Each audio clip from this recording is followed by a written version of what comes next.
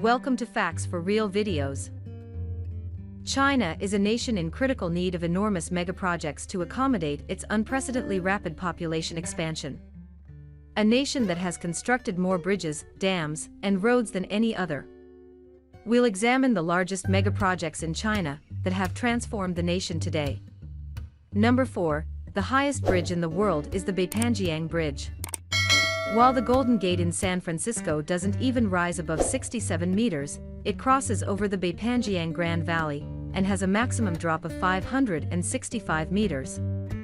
You could place the complete New York One World Trade Center below this bridge to give you an idea of its amazing height. The travel from the hilly provinces of Shuanwei in Yunnan to Shuiqing in Guizhou, which used to take 4 hours, now takes less than one due to the Beipanjiang Bridge. In addition to being practical, the bridge offers spectacular views of the countryside.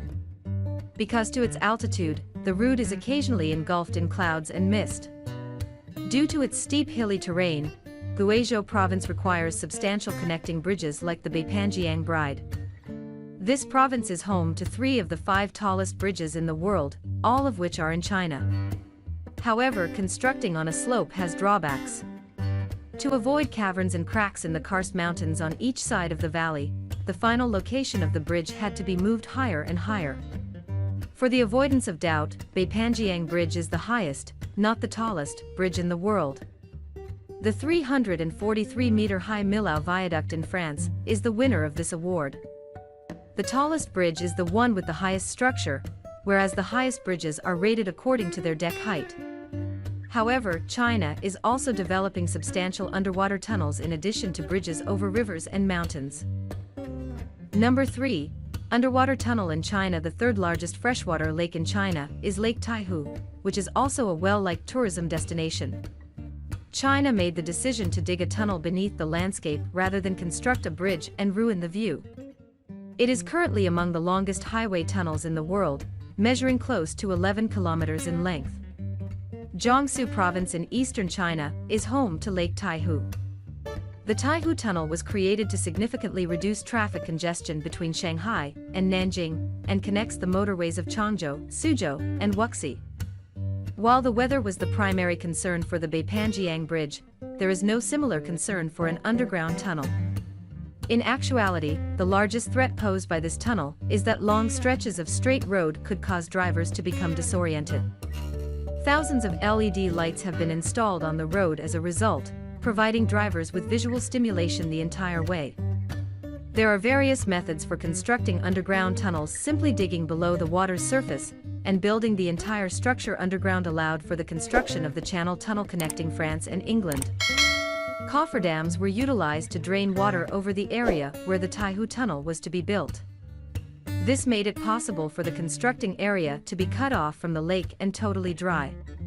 Since their construction site was a dried-up lake bed, modern cars are essentially traveling at the lake's bottom. Additionally, constructed but deceptively hidden across the lake are ventilation tubes. The shafts are camouflaged as various objects, including a little island, a statue in the shape of a conch, and an old boat. As a popular tourist attraction, Lake Taihu's natural beauty was protected in the tunnel's design. The Taihu Tunnel is one of the world's longest road tunnels, measuring 11 kilometers in length. Norway's Lærdal Tunnel takes first place.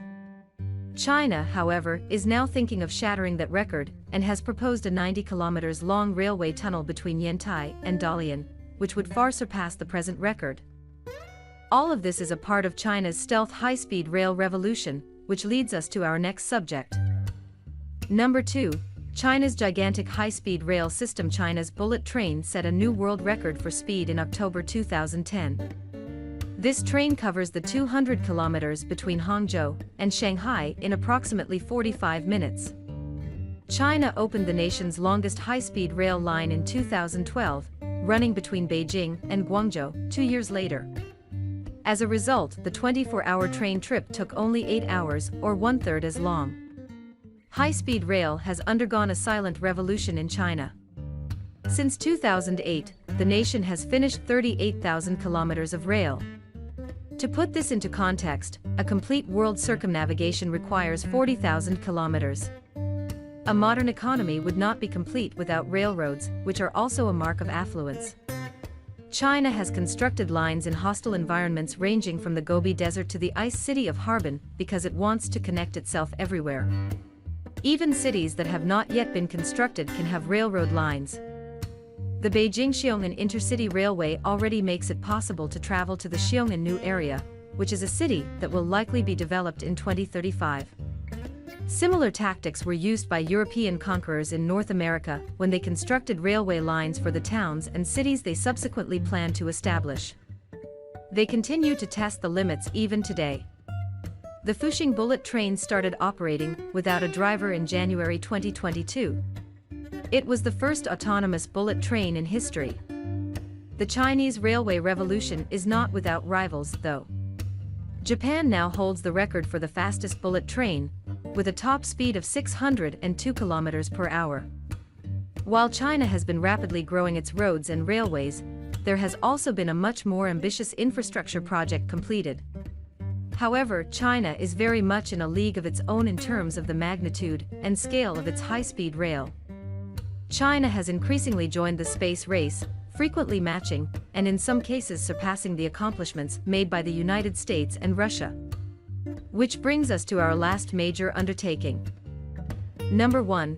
The world's largest radio telescope Nanrindong, one of China's best astronomers of all time, experienced a vision in 1994. Similar to the US Arecibo telescope in Puerto Rico, he desired for China to have its own radio telescope. The largest telescopes at the time were just 25 meters in size. But Rindong desired a 20-fold increase in size. 10 years were spent by Rindong and his team hunting for a suitable location in southwest China to construct a new radio telescope. Eventually, they arrived at the current location of the Daodang Depression in Pingtang. This valley has a bowl-like shape that could support the weight of the telescope, while still allowing groundwater to drain from the area. After being under development for more than 20 years, the radio telescope was ultimately built in 2016. With a 500-meter diameter and more than 4,000 aluminum panels that can all be independently rotated to focus on radio waves in space, it is now the largest telescope in the world. The selection of the mountainous region was made due to its remoteness and lack of adjacent communities. However, there were several issues with the project. Villagers that lived nearby had to be compensated, either financially or with houses. Ironically, this transfer had a budget of about $230 million and ended up costing more than the telescope itself. The telescope is now being used to study fast radio bursts. These strange flashes erupt in milliseconds and produce more energy in 1 second than the sun does in a year. China is curious as to what they are.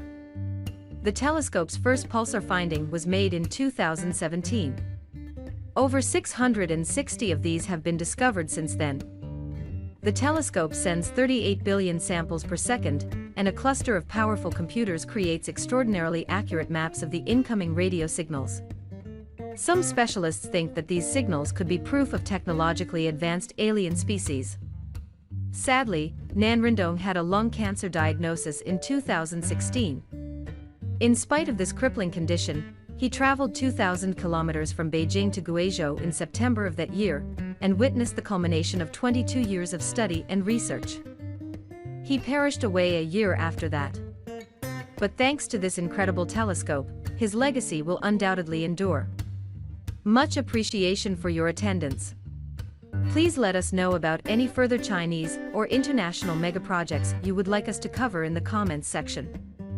Watch our video about the biggest megaprojects in the world if you want to learn more about comparable projects. We appreciate your time and hope to see you in the next video.